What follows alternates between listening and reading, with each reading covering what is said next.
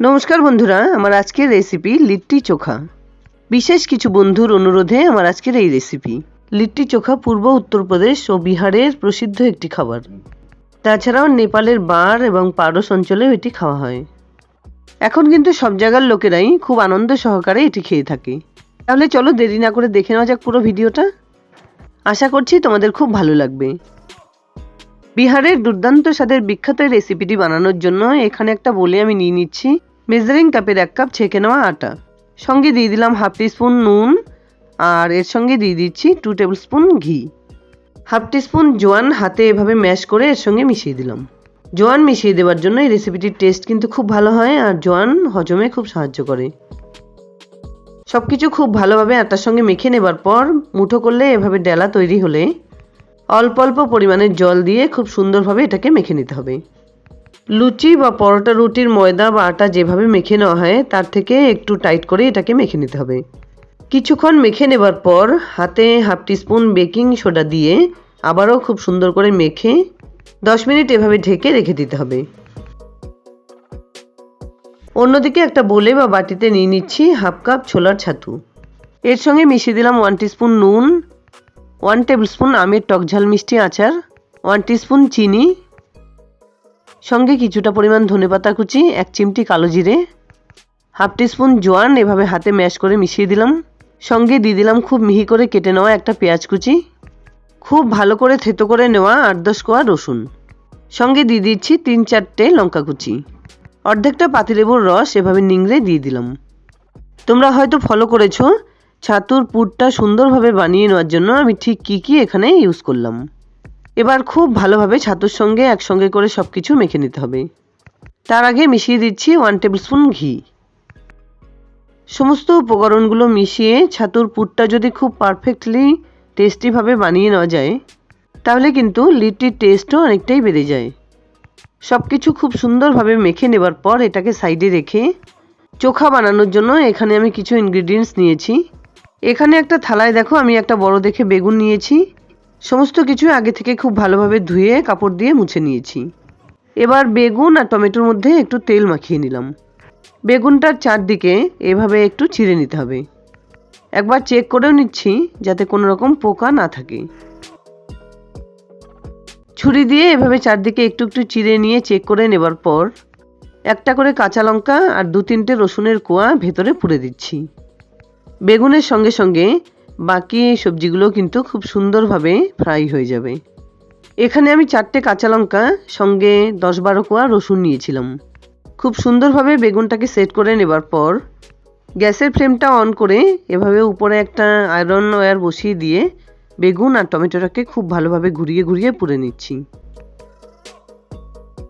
শীতকালে বেগুন পোড়া খাওয়ার মজাই কিন্তু আলাদা, আর তার সঙ্গে যদি এভাবে রসুন, কাঁচা লঙ্কা আর টমেটো পুড়িয়ে নেওয়া যায় তাহলে কিন্তু তার টেস্ট আরও বেড়ে যাবে।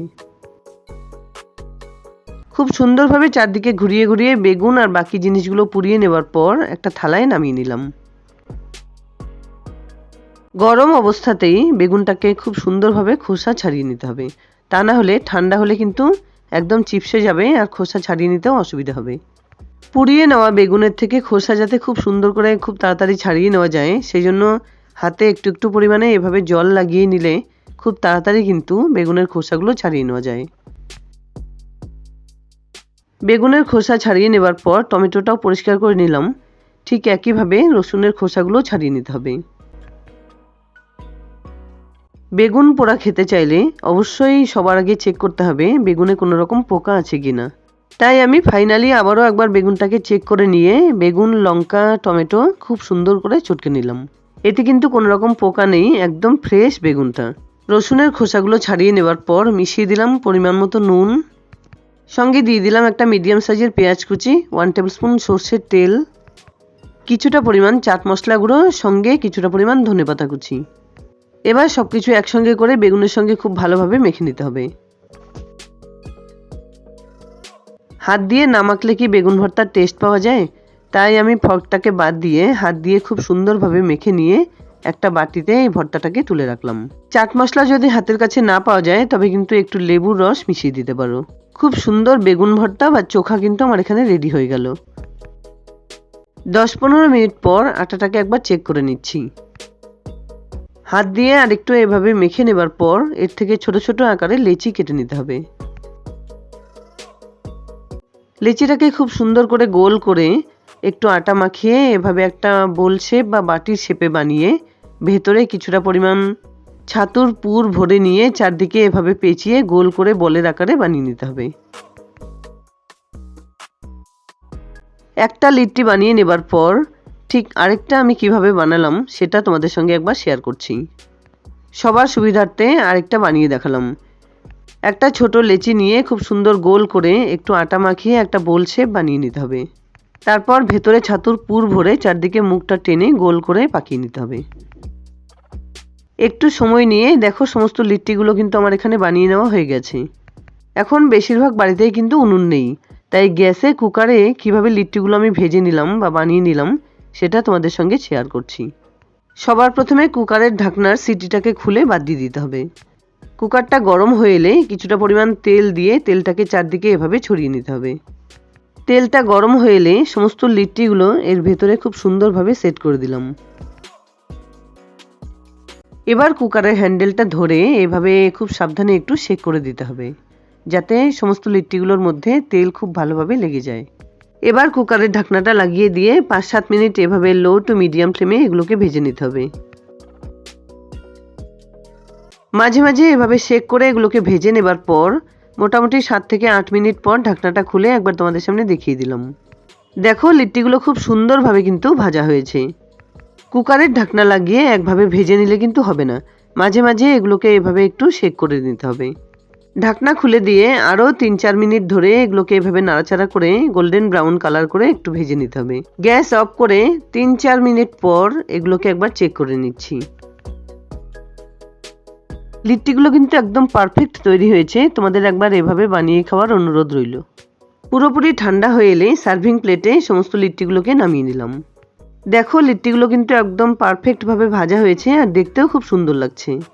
যে বেগুন ভর্তা বা চোখাটা আমি বানিয়ে রেখেছিলাম তার থেকে কিছুটা পরিমাণ এই প্লেটে দিয়ে দিলাম। এর সঙ্গেই দিয়ে দিলাম কিছুটা পরিমাণ পেঁয়াজ, শসা আর গাজরের স্যালাড। বিশেষ 2-1 দর্শক বন্ধুর অনুরোধে আমার আজকের এই রেসিপি আমি তোমাদের সঙ্গে শেয়ার করলাম। আশা করছি তোমাদের খুব ভালো লেগেছে। যাই হোক বন্ধুরা, দুর্দান্ত স্বাদের লিট্টি চোখা রেসিপি আমার রেডি অ্যান্ড সার্ভড। আশা করছি আমার এই রেসিপিটি তোমাদের খুব পছন্দ হয়েছে। যদি এতটুকুও ভালো লেগে থাকে তাহলে প্লিজ ভিডিওটাকে একটা লাইক করো, শেয়ার করো ফ্যামিলি ফ্রেন্ডসদের সঙ্গে, আর আমার চ্যানেলে নতুন বন্ধু হয়ে থাকলে চ্যানেলটাকে সাবস্ক্রাইব করে পাশে থাকা বেল আইকনটা অলে করে দিও, যাতে আমার আপলোড করা সমস্ত ভিডিওর নোটিফিকেশন সবার আগে তোমাদের কাছে পৌঁছে যায়। দেখা হচ্ছে নতুন কোনো রেসিপি নিয়ে। ভালো থেকো, ধন্যবাদ।